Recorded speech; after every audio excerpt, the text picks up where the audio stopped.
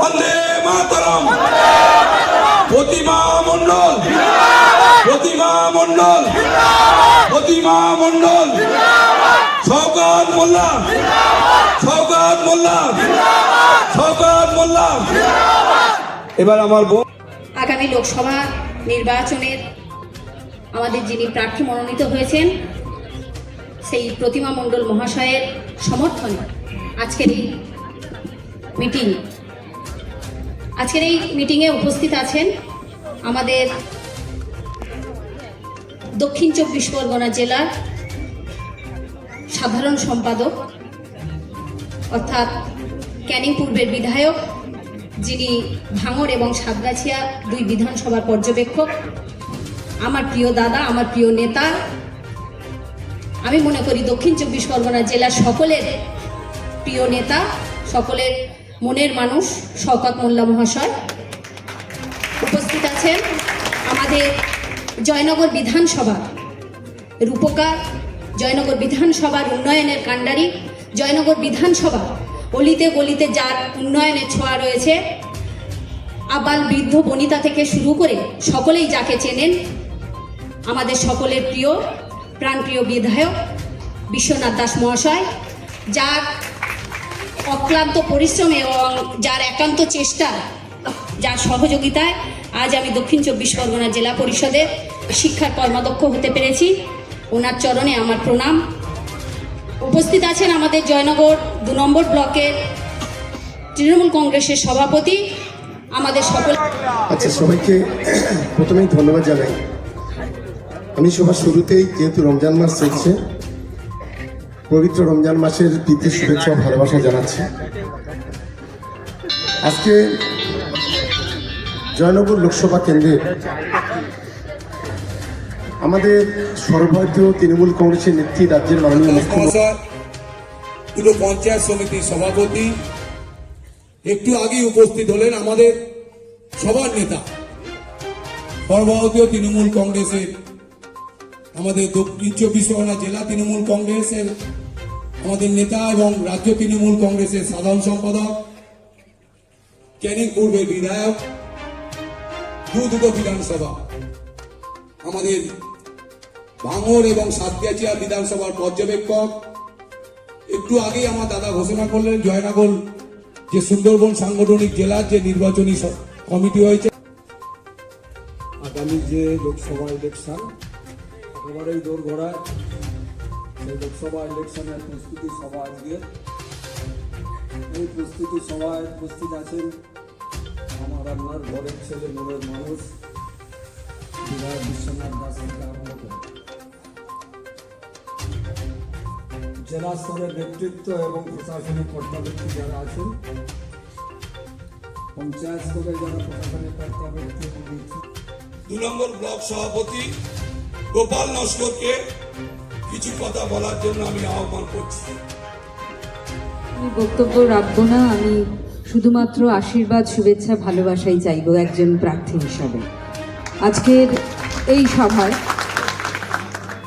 আপনাদের কাছে উপস্থিত হয়েছেন 2024 সালের আসন্ন লোকসভা নির্বাচন উপলক্ষে সুন্দরবন সাংগঠনিক জেলার মাননীয় সভাপতি এবং মন্দিরবাজার বিধানসভার মাননীয় বিধায়ক জয়দেব হালদার মহাশয় উপস্থিত হয়েছেন এবং তিনি তার মূল্যবান বক্তব্যও আপনাদের কাছে উপস্থাপিত করেছেন। ইতিপূর্বে আপনাদের কাছে বক্তব্য রেখেছেন জয়নগর লোকসভা কেন্দ্রের মধ্যে 7 বিধানসভার অন্যতম বিধানসভা, যেখান থেকে জয়নগর লোকসভা কেন্দ্রের প্রার্থী হিসাবে জয়ী হয়েছি সব থেকে বেশি ভোটে, ক্যানিং পূর্ব সেই বিধানসভার বিধায়ক এবং তৃণমূল কংগ্রেসের রাজ্যের জেনারেল সেক্রেটারি শওকত মোল্লা আপনাদের কাছে সুচিন্তিতভাবে, বিস্তৃতভাবে সমস্ত বিষয়টি আপনাদের কাছে, কেন আপনারা তৃণমূল কংগ্রেসের প্রার্থীকে ভোট দেবেন, কেন বিজেপিকে নয়, সেটা ভালোভাবেই আপনাদের কাছে উপস্থাপিত করেছে।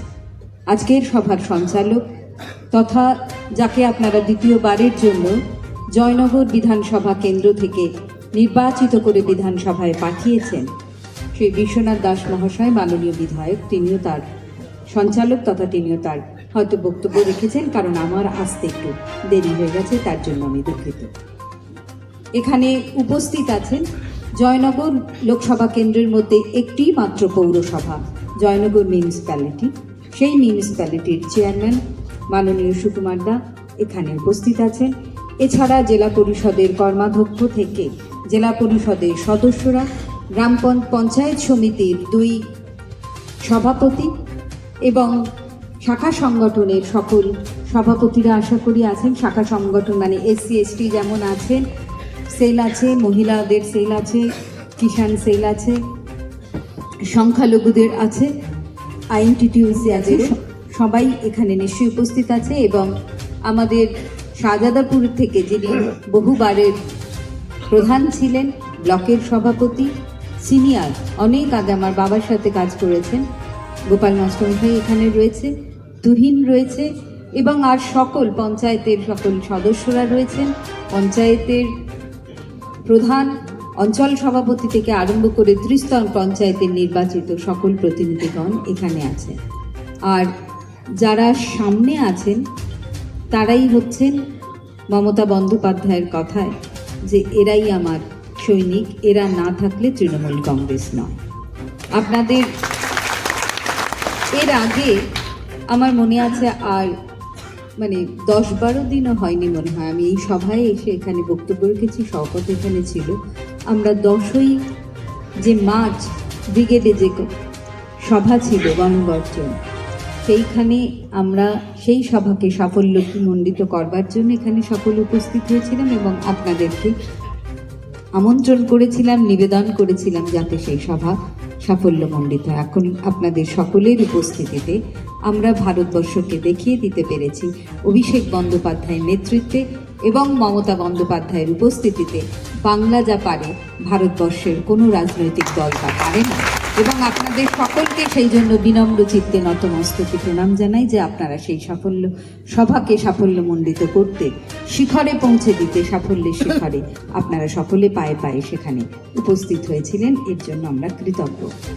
আমি শওকত সবটা বলেছি, কিন্তু একটা দিক আমি বলবো, কারণ দল আমাকে যেহেতু নির্বাচন কমিশনারের কাছে পাঠিয়েছিল যে 5 জনের টিম, শওকত একটা ভয়ঙ্কর দিকের কথা বলেছে, সেটা হলো NRC বা ন্যাশনাল সিটিজেন রেজিস্টার অ্যাক্ট, যেটা সেটা নিয়ে বলেছে। কিন্তু আরেকটা হচ্ছে তারা ইতিমধ্যেই শুরু করে দিয়েছে আধার কার্ড বাতিল করা।